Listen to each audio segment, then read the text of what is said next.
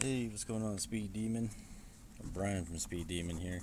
Yeah, so I just had to replace the van's mirror, side mirror. Show you. Check it. Yeah. So I hit a pole, to say the least. Of course, I tried using the duct tape to hold it together. It didn't work too well.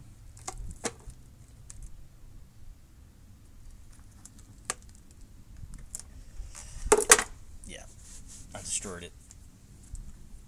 But yeah, I just want to show you how simple it is. What's holding this mirror on? One, two, three bolts, and the connector because it's electric mirror. Ta-da!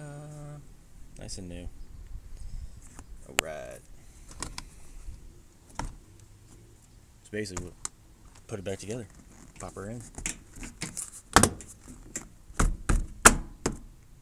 Then you got the pillar here, and then all set to go.